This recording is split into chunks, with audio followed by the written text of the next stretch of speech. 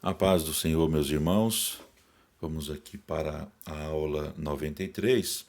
Hoje é a última aula aqui do Evangelho conforme escreveu João. Terminamos a aula anterior falando sobre as sessões do esboço do Evangelho de João e terminamos na terceira sessão. E hoje vamos dar continuidade aqui a partir da quarta sessão do esboço do Evangelho de João. A quarta sessão vai do capítulo 7 até o capítulo 11, versículo 53, e fala sobre o período de conflito. Esse período de conflito arrasta a orientação do período de controvérsia para a sua crise lógica. O crescimento dos discípulos através de fé hesitante contrasta com o cinismo dos irmãos de Jesus, com a ondulante lealdade das multidões desnorteadas e com a oposição da hierarquia judaica. A avaliação do conflito aparece na história do cego, onde Jesus falou da necessidade de fazer as obras de Deus enquanto havia oportunidade, e também na ressurreição de Lázaro, que é uma prova do seu poder. O discurso sobre o pastor, João capítulo 10, entre esses dois milagres, é a última grande declaração de Jesus de sua missão e expõe o propósito de sua morte. O resultado do conflito é predito nas suas palavras: eu dou a minha vida para reassumir. Capítulo 10 e versículo 17. Nós temos aqui na quinta sessão do esboço do Evangelho de João o chamado período de crise. Essa quinta sessão vai do capítulo 11, versículo 54, até o capítulo 12, versículo 36, parte A. No período de crise aparecem as várias tensões que o conflito tinha criado. Então vamos observar aqui. Jesus retirou-se de Jerusalém para Efraim para ficar fora do centro da tempestade da crise. O sentimento dos seus amigos foi abertamente declarado pela família de Betânia, que deu um jantar em sua honra, conforme João 12, 1 e 2. O texto diz: foi, pois, Jesus 6 dias antes da Páscoa a Betânia, onde estava Lázaro, o que falecera e a quem ressuscitara dos mortos. Fizeram-lhe, pois, ali uma ceia, e Marta servia, e Lázaro era um dos que estavam à mesa com ele.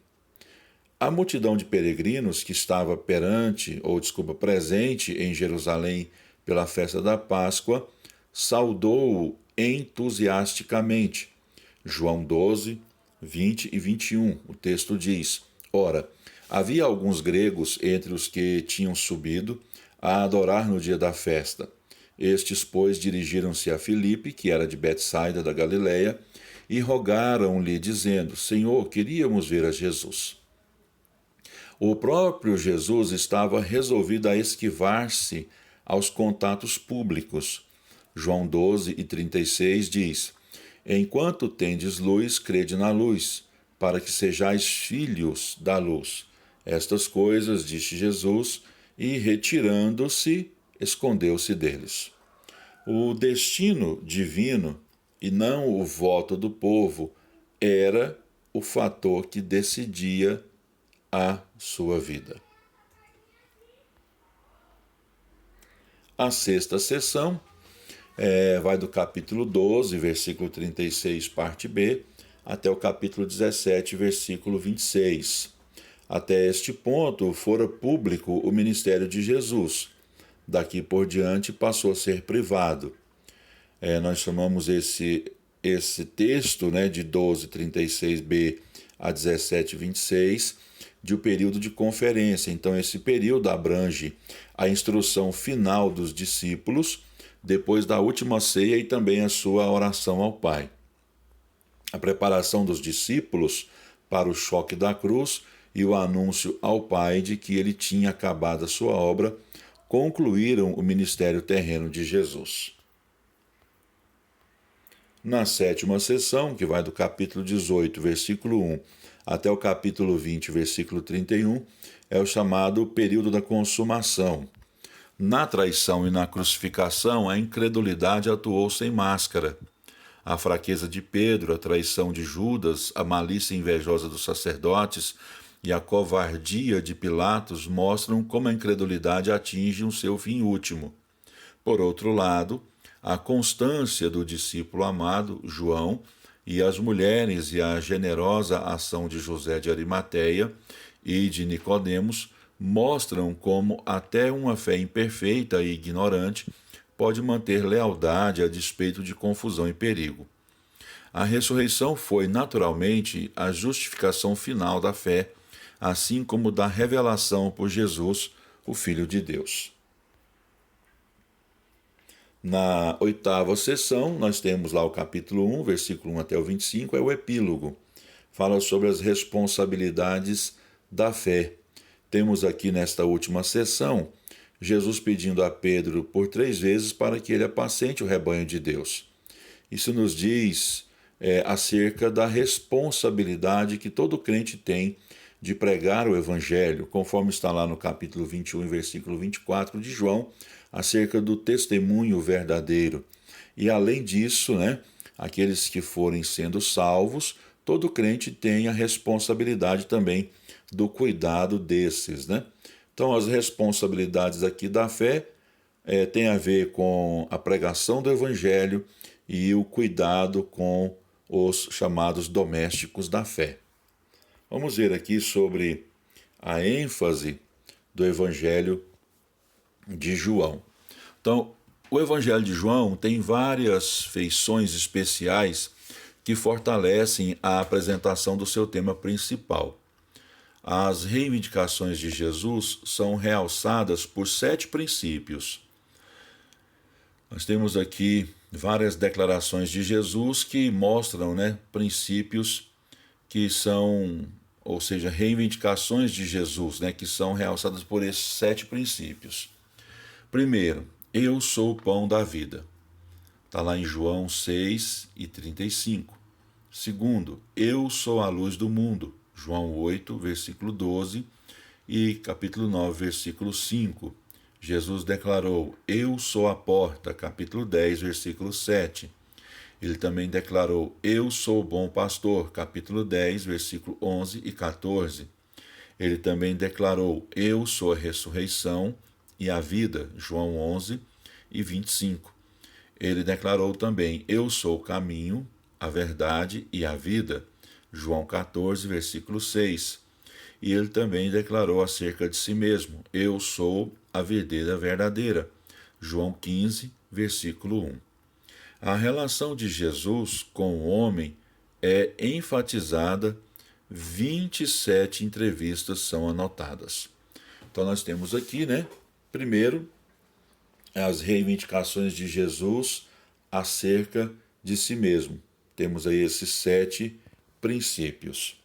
E a relação de Jesus com o homem é enfatizada no Evangelho de João a partir de 27 entrevistas de Jesus com pessoas anotadas no Evangelho de João. Então nós temos aqui nesta última página que João enfatiza a divindade de Jesus Cristo no seu Evangelho. João 1 e 1, o evangelista diz, o verbo era Deus. A expressão grega, para o verbo era Deus é kai theos en ho logos. Ele também, para enfatizar a divindade de Jesus, ele usa a expressão, ou o relato, das palavras de Jesus. Eu e o Pai somos um. Lá em João 10 e 30. Essa frase no grego é ego kai ho pater en esmen. A letra C, antes que Abraão fosse feito, eu sou. João 8 e 58. Jesus foi questionado, quando disse que Abraão ficou alegre em ver o seu dia, e as pessoas ridicularizaram a pessoa de Jesus dizendo, tu não tens nem 50 anos, como dizes que viste Abraão? E aí Jesus deu essa resposta, né? Lá no grego está prin Abraham genestai ego eimi. Antes que Abraão fosse feito, eu existo, eu sou. E temos lá a questão de Tomé, que também revela a divindade de Jesus Cristo, quando Jesus disse: estou aqui, Tomé, estive aqui semana passada, você disse que creria em mim apenas se tocasse nas minhas feridas, pode tocar. E aí Tomé então prostra-se diante de Jesus e diz: Rokirius mu kai reos, Rokirius mu kai ro theos mu, ou seja, Senhor meu e Deus meu. Está lá no Evangelho de João, capítulo 20 e versículo 28. Então, o fato de Tomé chamar Jesus de Kyrios mu, né, Senhor meu, e Theos mu, Deus meu, é uma ênfase que Jesus é Deus. Então, o Evangelho de João também enfatiza a questão da humanidade de Jesus, quando diz que ele estava cansado, João 4, versículo 6, e quando diz que ele estava triste, João 11, versículo 35. Para os seus contemporâneos, ele era o homem chamado Jesus, ou seja, para os seus contemporâneos, Jesus era o homem chamado Jesus. Para os que viviam com ele, com Jesus, ele era o Santo de Deus. Bom, então termina aqui a nossa aula, só relembrando aos irmãos que as nossas aulas têm um propósito apenas de passar uma visão panorâmica de cada livro da Bíblia. Nós não temos aqui espaço, tempo suficiente para trabalharmos versículo por versículo, porque senão teríamos aí centenas e centenas de aulas. Mas é apenas para passar para os irmãos uma visão panorâmica de cada livro. Então que Deus abençoe os irmãos. Um abraço.